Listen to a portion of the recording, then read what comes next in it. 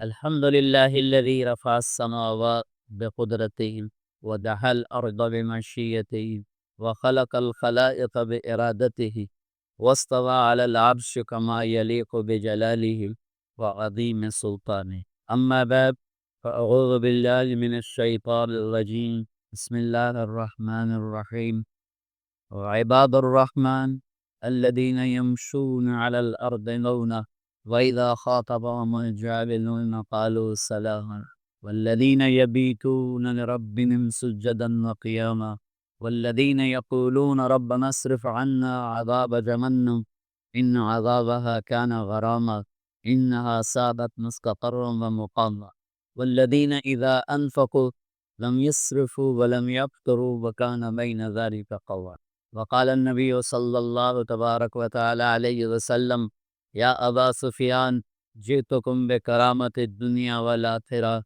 وقال النبي صلى الله تعالى عليه وسلم: إنكم لتموتون كما تنامون وتبعثون كما تستيقظون وتحاسبون بما تعملون ثم إنها لجنة أبدا أو لنار أبدا. وقال النبي صلى الله تعالى عليه وسلم: إن الله بعثني كافة للناس رحمة فأد عني أو كما قال صلی اللہ تعالی علیہ وسلم. میرے عزیز طلبہ طالبات، بسم اللہ الرحمن الرحیم، الصلاۃ والسلام علی رسولہ الکریم وعلی آلہ وصحبہ اجمعین، اما بعد. سورہ بقرہ کی ایک آیت ہے، وَكَذَلِكَ جَعَلْنَاكُمْ أُمَّةً وَسَطًا، ہم نے تمہیں درمیان والی امت بنایا، اعتدال والی، درمیان والی، واسطہ والی. یہ آیت جب اتری ہے تو اس وقت تو قرآن کچھ ادھر اتر رہا ہے، کچھ وہاں اتر رہا ہے، تو اس کون سی آیت نمبر ہے یہ تو کسی کو نہیں پتا. بعد میں علماء تفسیر، علماء قرات میں بیٹھ کر یہ سارا چیز وسط، درمیان. تو علماء نے سورہ بقرہ کی 286 آیات مقرر کی. 286، تو 286 کا درمیان بنتا ہے 143. ٹھیک ہے، تو یہ آیت نمبر 143، وسطا، درمیان والی. تو آیت بھی 143. کیا قرآن کی خوبصورتی. تو یہ اتفاق نہیں کہ ولیتلطف درمیان میں آ گیا، یہ اللہ کا کلام ہے، انتخاب ہے. یہ مزاج قرآن کو بتاتا ہے، یہ لفظ مزاج شریعت کو بتاتا ہے. یہ لفظ ہر چیز کا جو سینٹر پوائنٹ ہوتا ہے وہ بہت اہم ہوتا ہے. وہ ادھر ادھر ہو جائے تو ساری چیز ادھر ادھر ہو جاتی. گاڑی کا سینٹر پوائنٹ جب خراب ہوتا ہے تو وہ امبیلنس ہوتی ہے، چلاتے ادھر ہیں چلتی ادھر ہے. پھر اس کا دوبارہ دکانیں بنی ہوئی ہیں جہاں کر اس کو بیلنس کرتے ہیں، پھر وہ ٹھیک چلتی ہے. تو لفظ ولیتلطف یہ بیلنس پوائنٹ ہے قرآن کا، شریعت کا، اسلام کا، دین کا. یہ ادھر ادھر ہوگا نا تو ساری شریعت ادھر ادھر ہو جائے. جیسے ہماری ناف سینٹر پوائنٹ یہ ٹل جاتی ہے تو خواہاں کی تکلیف شروع ہو جاتی. ولیتلطف، حد درجے کی نرمی، حد درجے کی نرمی. ولیتلطف یہ مبالغے کا تکلف اس میں ہوتا ہے کہ تکلفاً بھی کرنا پڑے تو کرو.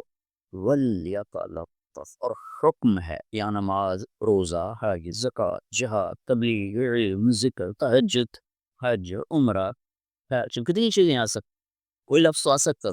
ولیتلطف یہ یوں سمجھیے کہ ترازو کا کانٹا ہے. کانٹا خراب ہو تو وزن صحیح ہوگا، کانٹا سینٹر میں ہو تو وزن صحیح ہو، تول صحیح ہو. تو مزاج شریعت کا جو درمیانی کانٹا ہے وہ نرمی ہے. شدت ہوگی تو شریعت تو ادھر ادھر نہیں ہوگی، یہ ادھر ادھر ہو جائے. شریعت تو ہوئی ہے جو میرے نبی نے اتار، لیکن یہ نہیں چل سکے گا، یہ صحیح تل نہیں سکے. تو مزاج شریعت یہ ویسے مجھے سمجھ میں آیا، کوئی یعنی کوئی پڑھ کے نہیں بتا رہا ہوں کہ مزاج شریعت سینٹرل پوائنٹ بتا رہا ہے نرمی کو. نرمی کو ہم مٹی سے بنے ہیں. ایک اور مثال دیتا ہوں، میری بات واضح، ہم مٹی سے بنے. مٹی کی خاصیت کیا ہے؟ نرم ہوگی تو فصل دیکھ، سخت زمین میں اب اگا کے دیکھاؤ ککر بھی نہیں ہونا. نرم زمین ہوگی تو جو مرضی اگا لو اس میں، زمین سخت ہو کچھ بھی نہیں. ایسے ہی بھائیو، جب انسان کا دل نرم ہوگا، مزاج میں نرمی ہوگی، تو اس میں شریعت کا ہر حکم زندہ ہو جائے۔ اور اگر مزاج میں سختی اور شدت اور گالی گلوچ ڈانٹ ڈپٹ اوئے اوئے اوئے، اس میں کوئی ہوگے گا کوئی نہیں ہوگے۔ جیسے کلر والی زمین ہوتی، اس میں کچھ اگتا ہے کچھ رہ جاتا۔ تو اللہ تعالیٰ نے نرمی کو پسند کیا ہے۔ میرے نبی کا فرمان ہے، لو کان الرزق خلقا لما رأى الناس خلقا احسن منه۔ اگر نرمی کی کوئی اللہ شکل بنا تھا، بھئی اے نرمی ہوندی ہے، تو میرے نبی کا فرمان ہے وہ کائنات کی سب سے خوبصورت شکل ہوتی۔ وَلَوْ كَانَ الْعُنْفُ قَلْبًا، اور اگر اللہ تعالیٰ سختی کی شدت کی کوئی شکل بناتا، لَمَا رَأَى النَّاسُ خَلْقًا أَقْبَحَ مِنْهُ، تو اس سے کوئی بدصورت اور کوئی شکل نہ ہوتی۔ بھائیو، اور نرمی پیدا کرنی پڑتی ہے، سختی خود بخود ہوتی ہے۔ دیکھو زمین خود سخت ہوتی ہے، زمین میں نرمی ہم پیدا کرتے ہیں۔ کبھی اللہ پانی ڈال دیتا ہے اوپر سے، جیسے بارش ہو رہی ہے ہم اس پہ ہل چلا دیتے ہیں۔ کبھی بارش نہیں تو ہم خود پانی لگاتے ہیں اور نرم ہوتی ہے، ایک دم ہل چلاتے ہیں اور نرم ہوتی ہے، اس میں وی ڈال دیتے ہیں، جو مرضی ڈال دو نکال دی۔ تو انسان اپنی طبعاً اپنی طبیعت میں سخت ہوتا ہے، نرم کرنا پڑتا ہے، نرمی لانی پڑتی ہے۔ مٹی سے بنا ہے، مٹی کی صفت ہے سب کام۔ اس کے اندر ساری شریعت کے خوبصورت پودے پیدا ہو سکتے ہیں اپنے مزاج میں نرمی پیدا کر۔ اللہ نے اپنے نبی پر ایک اور آیت پر بتا، اللہ نے کہا اولئک مع الذین انعم اللہ علیہم من النبیین والصدیقین والشہداء والصالحین، کہ جو اللہ اس کے رسول کی اطاعت کریں گے وہ قیامت کے دن انبیاء، صدیقین، شہداء، صالحین کے ساتھ ہوں گے۔ آگے اللہ نے ان چار طبقوں کی تعریف کی، من النبیین والصدیقین والشہداء والصالحین، نبی، صدیق، شہید، صالح۔ اللہ نے کہا وَحَسُنَ أُولَئِكَ رفیقا، کہ یہ بڑے اعلیٰ درجے کے ساتھی ہیں، رفیق۔ اچھا، حسن اولئک صدیقہ، بڑے اعلیٰ درجے کے دوست بھی ہو سکتا ہے۔ حسن اولئک جلیسہ، بڑے بڑے اعلیٰ درجے کے ہم نشین ہو سکتے ہیں۔ حسن اولئک جوارا، بڑے اعلیٰ درجے کے پڑوسی ہو سکتے ہیں۔ یہ سارے الفاظ ہم معنی ہیں۔ رفیق کا لفظ ایک خوبصورت مطلب دینے کے لیے ہے۔ رفیق ساتھی کو کہتے ہیں، لیکن رشق سے ہے، رشق نرمی کو کہتے ہیں، یہ اسی سے میں اس کو جوڑ رہا ہوں۔ رفق نرمی کو کہتے ہیں کہ یہ بڑے نرم دل لوگ ہیں، دوستی اس سے لگاؤ جو نرم دل، جو ڈارے جھاڑا پہ ہی رکھو تو دوستی کیا لاؤں۔ تو اللہ نے مرفق سے ایک اور لفظ یاد آئے گا، مرفق سراہنے کو کہتا ہے۔ اس کو مرفق کیوں کہتا ہے؟ وہ نرم ہوتا ہے، سرہانا نرم ہوتا ہے، تو اس لیے اس کو ٹیک لگانے کی چیز، ٹیک لگانا، تو اس میں نرمی کا معنی پائے گا، اس سے اس کو مرفق کہا۔ رفیق کہ یہ انبیاء، صدیقین، شہداء، صالحین، یہ اتنے نرم مزاج لوگ ہیں، تو میں ساتھ رہنے کا مزہ آ جائے۔ جلیس میں یہ مطلب نہیں آتا تھا، صدیق میں یہ مطلب نہیں آتا تھا، جوار میں یہ مطلب نہیں آتا تھا، یہ صرف رشیق میں مطلب آتا تھا۔ تو اللہ نے ان کی کسی اور صفت کو بتانے کے بجائے نرمی کو بیان کیا، نرم لوگ، بڑے خوبصورت مزاج کے لوگ۔ دو باتیں۔ تیسری بات، اللہ تعالیٰ نے اپنے نبی پر قرآن میں احسان جتلائے ہیں کئی جگہ۔ الم نشرح لک صدر، ہم نے آپ کا سینہ کھولا، ووضعنا عنک وزرک، ہم نے آپ کے بوجھ اٹھائے، ورفعنا لک ذکرک، ہم نے آپ کے نام کو بلند کیا۔ الم یجدک یتیما فآوی، احسان جتلا رہا۔ ووجدک ضالا فہدی، احسان جتلا رہے ہیں۔ ووجدک عائلا فاغنی، یہ احسان جتلا رہے ہیں۔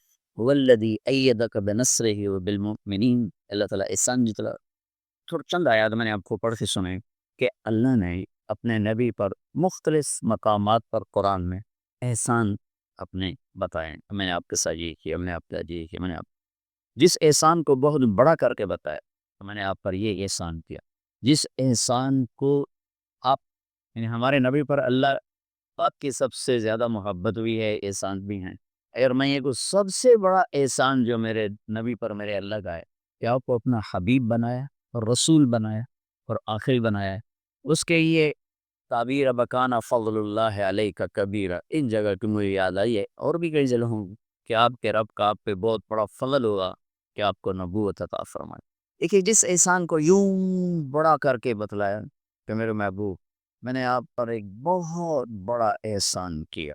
فضل اللہ علیہ کا کبیرہ میں بھی یہ مطلب پایا جاتا ہے لیکن یوں کر کے نہیں پائے گا کہ میرے بابو میں نے آپ کے اوپر بہت بڑا احسان کیا ہے.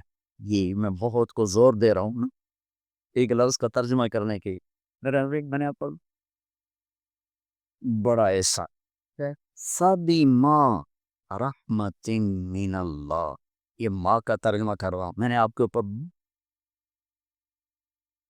بڑا لی پلا کہ میں نے آپ کو نرم بنایا. آپ نرم اللہ کے نبی کی بیگمات ذرا اونچی بول رہی تھی آپ کے سامنے. حضرت عمر آ گئے ملنے. جب بیگمات کو پتہ چلا تو ساری بھاگ کے پیچھے چھپ گئی. تو اللہ کے نبی زور سے ہنسے کہنے کہ عمر چیخو یہ مجھ پر تو چڑھائی کر رہی تھی تو تیرا نام سنتے ہی بھاگتے چھپ گئی. تو حضرت عمر نے کہا یا عدوات انفسہن اے جان کی دشمنوں اتحبننی ولا تحبن رسول اللہ صلی اللہ علیہ وسلم. تم مجھ سے ڈر گئی اور اللہ کے نبی سے تمہیں ادب کا سار کو نہیں آیا. وہ کہنے لگے ہاں تو اور کیا اللہ کے نبی تو نرم ہے تو سخت ہے. ان سے تو ہم اس سے نہیں ڈرتی کہ وہ نرم ہے تو سخت ہے اسے ہم تجھے ڈر کے بھاگ گئی ہے. تو اللہ نے کہا میرے محبوب میرا بہت بڑا احسان آپ پہ ہوا. لین طلب آپ نرم لڑے. یہ مزاج شریعت ہے اور میرا پورا ملک سختی کا شکار. کوئی لائف سٹائل کچھ غذائیں غلط ہیں غذاؤں سے بھی مزاج بگڑتا ہے. ہمارے یہ دہی بھلے سموسے پکوڑے اوپر یہ ڈرنکس یہ بوفے انہوں نے ہمارے مزاج برباد کر دی. غلط غذا اثر انداز ہوتی ہے مزاج سے. پھر اس کے اوپر کاروباری ادھار ہے. کاروبار 100% ادھار ہے. ادھار لینا ادھار دینا اس نے چڑچڑا پن پیدا کر دیا ہے. پھر مال کی ہوس نے چڑچڑا کر دیا ہے. کیسی کی دوڑ نے چڑچڑا کر دیا ہے. عجیب سا سخت مزاج ہو گیا میرا دیس. تو اس وقت ہمیں اس مزاج قرآن پہ آنے کی ضرورت ہے. ہم اپنے آپ کو نرم بنا اپنے اندر نرمی پیدا کر زبردستی پیدا کر. تو میرے نبی کہہ رہے ہیں میرے اللہ کہہ رہے ہیں کہ میرے محبوب آپ کتنی عظیم ہستی. ہمارے نبی کو جاننے کے لیے کائنات میں کوئی نہیں پیدا ہوا صرف اللہ ہی جانتا ہے کہ آپ کا کیا مقام. اور اللہ ان سے کہہ رہا ہے لو کنت فظا میرے محبوب اگر آپ کی زبان سخت ہوتی غلیظ العنق اور مزاج میں شدت ہوتی لن فضوا من حول یہ آپ کو چھوڑ چھاڑ کے چلے جاتے. کون صحابہ جن کے اللہ قرآن میں کیا تعریف کر رہا ہے کلن وعد اللہ بالحسن. لے میرے محبوب یہ جو مرضی کریں میرا وعدہ ہے سب کو جنت دو. اس لیے صحابہ پہ تنقید نہیں ہو سکتی. اختلاف رائے ہو سکتا ہے فقہی چیزوں جیسے کیا ہے لیکن تنقید نہیں ہو سکتی. تنقید برائے توہین یا برائے تنقیص یعنی ان کا نقص نکالنے کے لیے ان پہ تنقید کرنا وہ اوپر والے نے معاف کر دیا. انہوں نے کہا کلن وعدن کلن سے مراد ہے کہ جو آخری دن بھی آپ پہ ایمان لایا وہ بھی جنتی ہے. صرف ابوبکر عمر نہیں عثمان علی نہیں بلکہ جو آخری دن بھی آپ پہ ایمان لایا وہ بھی جنتی. ان سے یہ تھوڑے ان سے خطائی نہیں ہوئی یا ان سے گناہ نہیں ہوئے. یہ ان کی عظمت ہے کہ اللہ نے کہا میں نے معاف کر. اور اس میں کچھ لوگ ایسے جیسے بدر والے 313 تو اللہ کے نبی نے کہا میرے رب نے مجھے کہا ہے یہ جو مرضی کرے میں نے ان کی بخشش کرو. اسعلوا ما شئتم فإني قد غفرت جاؤ جو مرضی کرو ماں سبحان. ایک دفعہ جبریل نے پوچھا یا رسول اللہ آپ کے صحابہ میں کون بڑے درجے پر ہیں. آپ نے کہا بدر والے 313. تو جبریل نے کہا آسمان میں بھی وہی فرشتے سب سے اعلیٰ ہیں جو خضر کی لڑائی میں آ کر شریک ہوئے تھے. انی ممدکم بألف من الملائکۃ مردفی اللہ نے 1000 فرشتے پائے تھے. ایک ہوا کا جھونکا آیا تو حضرت علی نے پوچھا یا رسول اللہ یہ ہوا تیز بگولا سا ہے. آپ نے کہا جبریل 500 فرشتے لے کر آ گیا. پھر دوسری ہوا ایسے ہوتی. پھر حضرت علی نے پوچھا یا رسول اللہ یہ کیا ہے. کہا میکائیل 500 فرشتے لے کر آ گیا.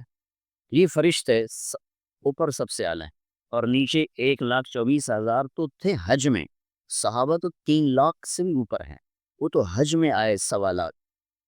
بہت سارے لوگ نہیں آ سکے کہ اس سال چیچک پھیل گیا تھا. چیچک کی بیماری تھی جس کو اسمال پاکس کہتے تھے.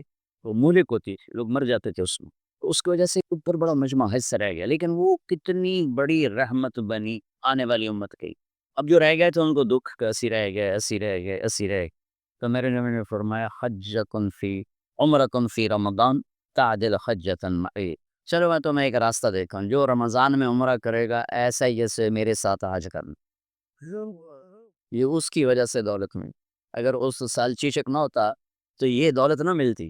تو آپ نے اپنی پوری امت کو اپنی رحمت میں لے لیا اور یہ فضیلت سنا دی کہ جاؤ رمضان عمرہ کرو تو میرے نال حج کر۔ تو صحابہ تو 3 لاکھ سے بھی اوپر ہے، ان میں یہ 313 اللہ نے کہا جاؤ جو مرضی کرو معاف کر دے۔ پھر 1400 صحابہ شریک تھے صلح حدیبیہ میں، تو اللہ نے ان کے لیے قرآن میں کہا لَقَدْ رَضِيَ اللَّهُ عَنِ الْمُؤْمِنِينَ إِذْ يُبَايِعُونَكَ تَحْتَ الشَّجَرَةِ، کہ آپ کا رب راضی ہو گیا، ہوگا نہیں ہو گیا۔ اور ایک نکتہ یاد کرو، وہ راضی ہونے کے بعد ناراض نہیں ہوتا۔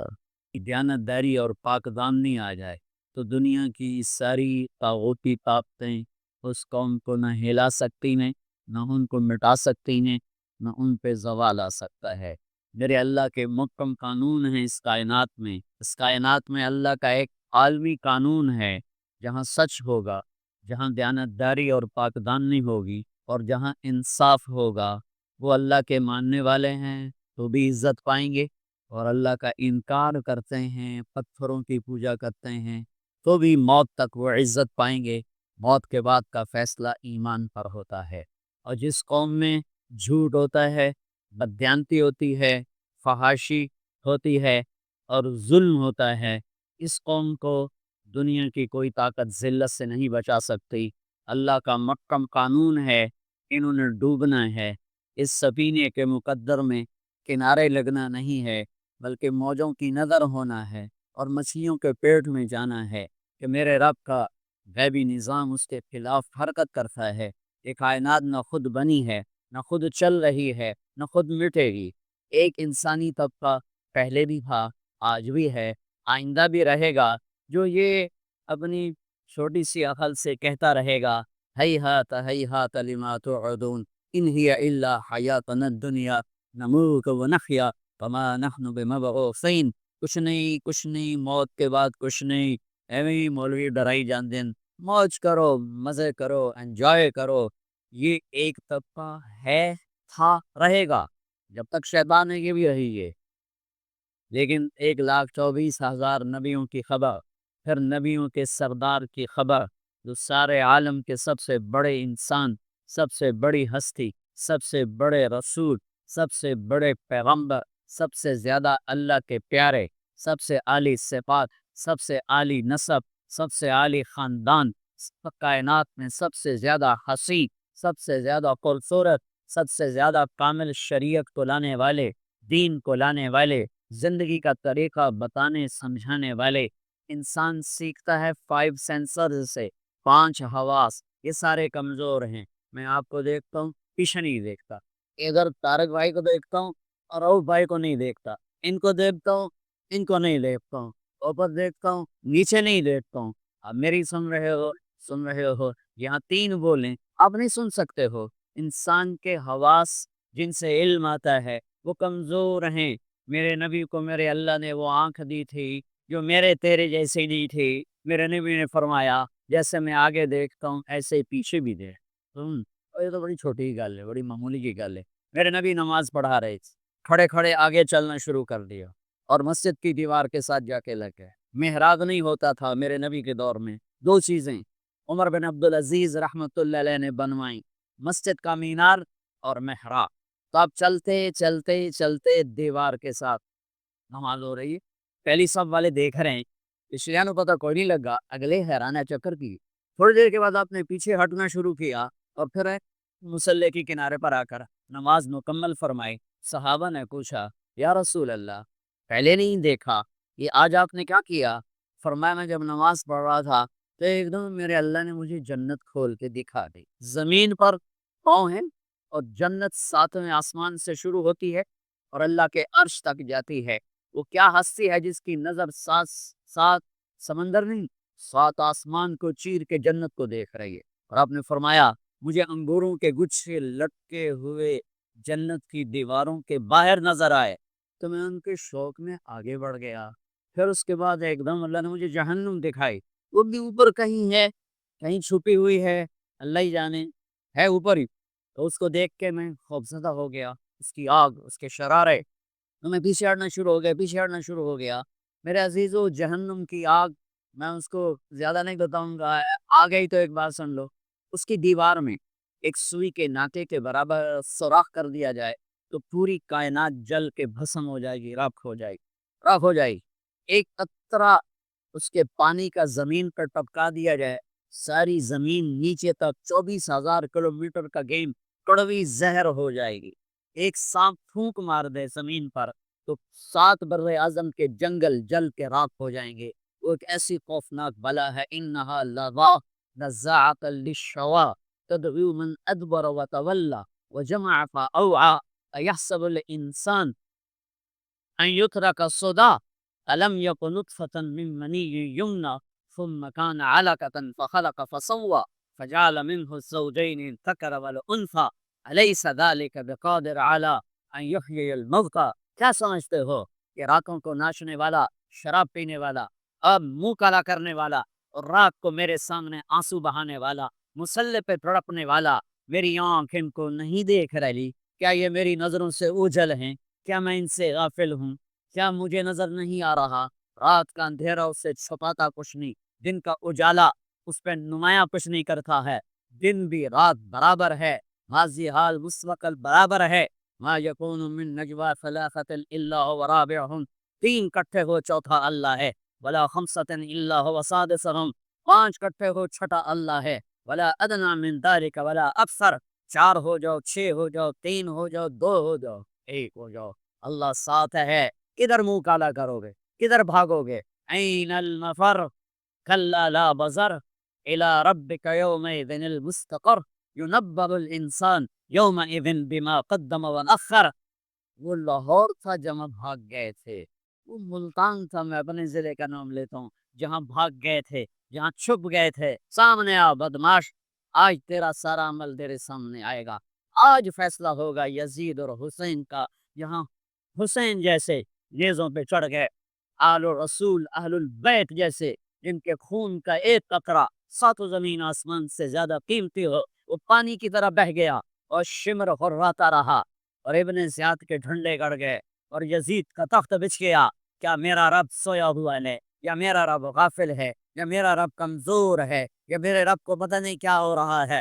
اللہ لا الہ الا هو الحی القیوم لا تاخذہ سنۃ ولا نوم له ما في السماوات وما في الارض من ذا الذي يشفع عنده الا باذنه يعلم ما بين ايديهم وما خلفهم ولا يحيطون بشيء من علمه الا بما شاء وسع كرسيه السماوات والارض ولا يؤوده حفظهما وهو العلی العظیم۔ آیت الکرسی روزانہ ترجمہ پڑھا کرو، تمہیں پتہ چلے کہ اللہ کون ہے، اللہ کیا ہے، اللہ کی طاقت، اللہ کی قدرت، اللہ کی ہیبت، اللہ کا جلال، اللہ کی کبریائی، اللہ کی شہنشاہی، اللہ کے خزانے، اللہ کی پکڑ، اللہ کی بخشش، اللہ کی عطا، اللہ کا عذاب، اللہ کا ثواب، اللہ کی پوری کائنات پر بلا شرکت غیر شہنشاہی۔ اللہ کے واسطے بچیو قرآن پڑھو، قرآن پڑھو، قرآن پڑھو، قرآن پڑھو۔ یہ کیسی قوم ہے جن کے اندر اتنا عالی شان میرے رب کا کلام موجود ہے، اور پھر وہ اٹھا کے بھی نہیں دیکھتے۔ کوئی مر گیا تو ختم سے پڑھو، کوئی فال کڑنی تو قرآن سے کر دو، کسی کے لیے فاتحہ پڑھنی ہے تو قرآن پڑھ دو۔ کیا صرف اس لیے قرآن ہے؟ کیا صرف اس لیے قرآن ہے؟ کیا اس لیے اترا ہے؟ لو انزلنا هذا القرآن على جبل لرأيته خاشعا متصدعا من خشیت اللہ، پہاڑ ریزہ ریزہ ہو جاتے اگر میرا رب کلام پہاڑوں پر اتارتا، زمین آسمان پرزے پرزے ہو جاتے اگر میرا رب زمین آسمان پہ قرآن کو ابارتا۔ کہ میرا نبی ہے جن کا سینہ اتنا طاقتور ہے کہ اللہ کے کلام کو پی بھی لیا، اتار بھی لیا، پہنچا بھی دیا، بتا بھی دیا۔ الا هل بلغت حجۃ الوداع، الا هل بلغت، الا هل بلغت، پہنچا دیا، میں نے پہنچا دیا، میں نے پہنچا دیا، ہرا کھوٹا الگ کر کے دکھا دیا، کفر اسلام الگ کر کے دکھا دیا۔ ہم کہ اس کتے کہ یہ انبیاء کے وارث تھے، یہ اچھے خدا ہے تو یہ جانے کا اللہ تعالی میرے سے میں پرت کر دینا ہے جب جو کسی ہے اللہ. ارے بھائی مت کر رہے شعبے ہمارے حشو کا پاکول نہیں ہے نعرے لگانے تو کتنے شخص ہو رہے کی رو کرو لیکن ہر کس کے ادا کو مسجد میں نعرے لگا تھا پسند نہیں ہے شعبہ سب لکھی پاکا اور اجمائی کو سیاسی مجمع نہیں ہے کس میں کھڑے ہوگا تم لوگ نعرے لگانا شروع نہ نفسی کوئی من نعرے تکبیر اللہ اور بالکل صحیح. آئیو اس مجلس کا کچھ آداب ہیں ہمیں روایتی چیزوں سے بچ فیچر پر مہربانی کیسے آپ پہ مت لو میری بات زیادہ اچھی لگے تو اس پر اٹھ کے عمل کرو میرا یہ نہ جو آگا اور لوگ مر جاؤں گا کسی کو یاد پہ نہیں ہوگا اتنے آئر اور چلے ہیں جن کے سمزم میں تلکنے تنکا میں اور جب تنام مستی کور کو بھی بڑھی جاتا کا یہ بھائیو ہمیں اپنی اوقات میں رہنے سے انسان کو دو چیزیں سب سے زیادہ ہلاک کرتی ہیں ایک پیسے کی اور ایک شہرت ایک پیسے کی ایک شہرت کی حال اور ان میں تین کی شہرت پیسے کی شہرت سے زیادہ خوفناک ہے یہ وجود پر اتنا خطرناک ہے جس کی کوئی امتحان نہیں ہے اگر یہاں بیٹھنے والے کی نیت میں فطور آ گیا تو یہ سود خود سے نیچے جائے گا جہاں اور اگر اس کی نیت درست رہی تو پھر یہ بہت بڑی خیر ہے بہت بڑی خیر ہے.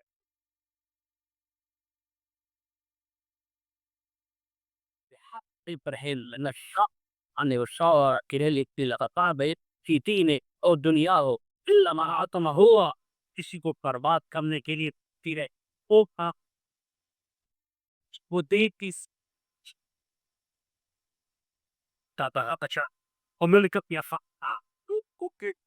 اتنا بکریوں کو دبا نہیں کرتے جتنا ماد کا پجاری اور شہرت کا پجاری شہرت کے پیچھے دوڑنے والا پاک کے پیچھے دوڑنے والا جتنا اپنے دین کو برباد کرتا ہے اتنا بھیڑیا بھی بکریوں کو برباد نہیں کرتا ہے.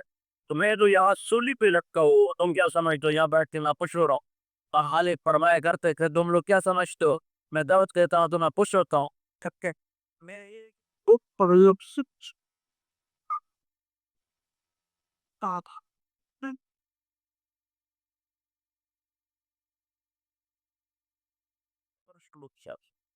میں سارے ذلتیں تیکھی تو اللہ کے واسطے مجھے میری اوقات پہ رہنے تو ات لگاؤ ایسے نعرے اور ایسے اوپر میں کوئی نعرے کو فی نفسی برا نہیں کہہ رہا ہر جگہ کے حاضرہ کو اور میری یہ قرآن تارے کہ بے حقوق پر ہونا چاہتے ہو اس کی ہوتے ہیں جو دبئی کے ہوتے ہیں لوگوں ایسی خوش آمد کہنے کو پرواز کر رہتا ہے جس آدمی کا مزاج خوش آمد پرتی کا بن جاتا ہے وہ کسی کی رائے سنتا ہے نہ کسی کو صحیح مانتا ہے وہ اپنے آپ لکمان سمجھتا ہے اور جلیلو سمجھتا ہے وہ گھر کا سر کو میں ہو تو گھر پر بات کر دے گا کسی کاروبار کا سر پر کاروبار وہ بات کرتے گا کسی تین کا سر پر آب ہوگا تو سر حساب کو توڑ کے رکھ دے گا. اللہ کے واسطے نہ خوش مت کیا کرو نہ خوش آمد سنا کرو ہاں کسی کی بات اچھی ہے کہ تعریف سب کرو تبلیغ ہوئے تو تاکہ بنا کشے کوئی تعریف ضرور یہ اس کا حق یا وہاں کم سنت تاش شدت تعریف کرنا اس میں ہے ہی نہیں تو مجھے علامہ کہنے شروع کر لو تو یہ پھر یہ خوش آمد ہے تو مجھے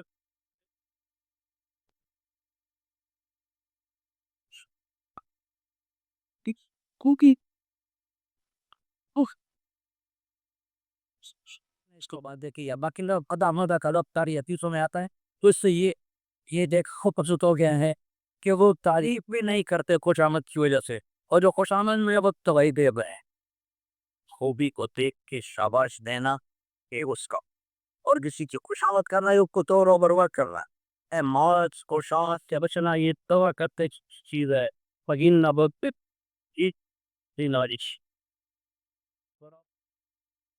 قدر کرو اسے جو چلو ان سے وہ تال جان دے رہے لوگ اللہ کرے اللہ نے سخت میں اے چوڑا وہاں پہ